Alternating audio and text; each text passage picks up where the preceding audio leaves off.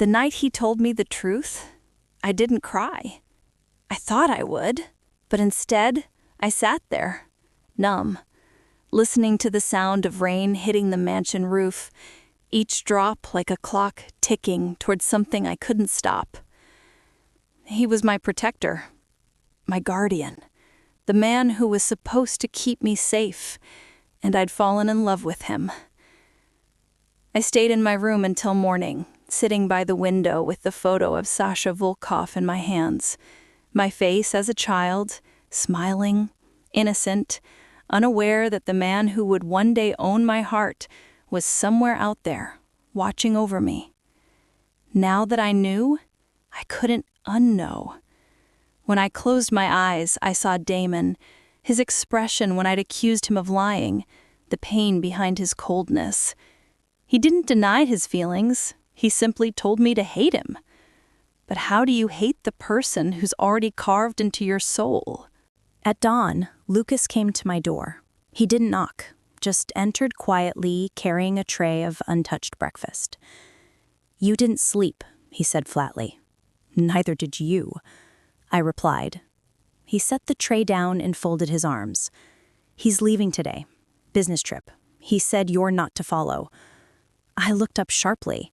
"He thinks I'll run?" Lucas's expression softened, just barely.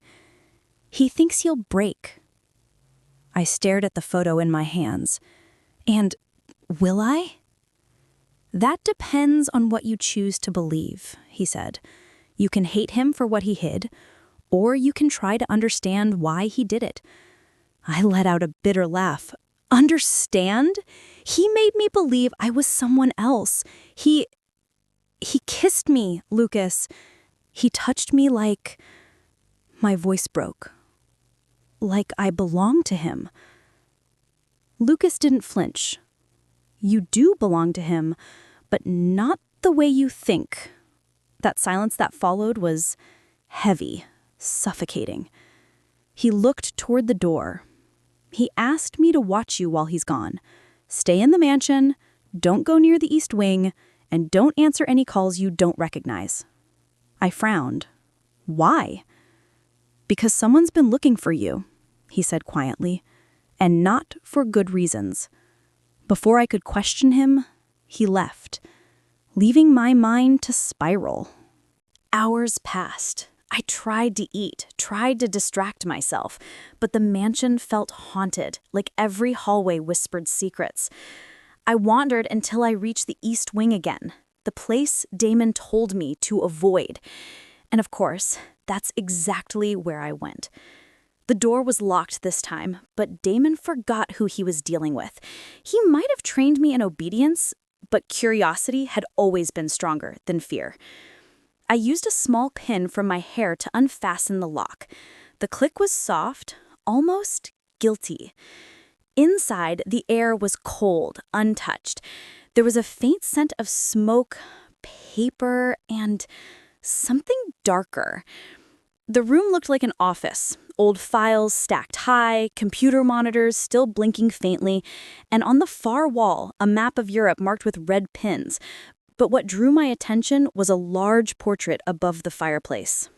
It was of Damon, and beside him, a woman. She looked like me. Same dark eyes, same features. Her name was engraved on a gold plaque beneath the portrait, Amira Volkov. My breath caught. My mother?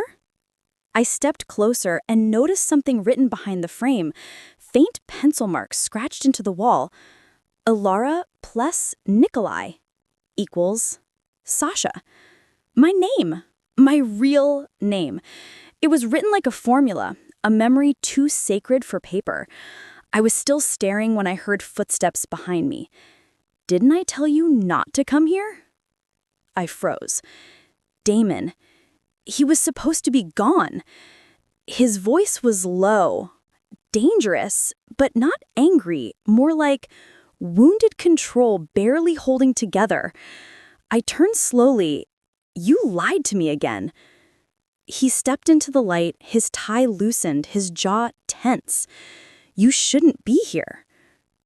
I deserve to know who I am. I deserve to know what you're hiding. He walked closer, eyes locked on mine. You know enough. Do I? I shot back. Because right now, I don't even know if I'm supposed to hate you or what. His tone dropped, dark and intimate. Love me? The air between us thickened. My breath trembled. I didn't answer, but he saw it in my eyes. He closed the space between us until I could feel the heat of his body. You were never supposed to find that room, he murmured. I kept it sealed for a reason. Because of her? I whispered, glancing at Alara's portrait. He nodded once. Your mother, my brother's wife. I stared at him. Brother? His jaw clenched. Nikolai Volkov, the true heir of the family. When he died, I promised him I'd find you, keep you safe. I shook my head. You mean hide me, control me? He said sharply, I mean protect you. Do you have any idea how many people would kill to get to you? What your name is worth in blood? I flinched. Then what am I to you, Damon? A responsibility, a ghost, or just another shadow you command? He didn't answer right away. He looked at me like something both sacred and forbidden. You're the one thing I was never meant to love, he finally said. My heart stopped. Before I could react, he reached for me, slow, hesitant, like a man touching fire, knowing it would burn. His hand brushed my cheek and I felt the tremor in his fingers. I tried to stay away, he whispered. But every time you look at me, every time you say my name, he broke off, exhaling like it hurt. You remind me that I'm still human. Tears slipped down my face. Then why do you keep running? He said, because loving you means betraying the only promise I ever kept, and I'd rather damn myself than watch you be destroyed because of me. I didn't know who moved first. Maybe it was me, maybe it was him, but in the next heartbeat, our lips met, desperate, broken, unstoppable.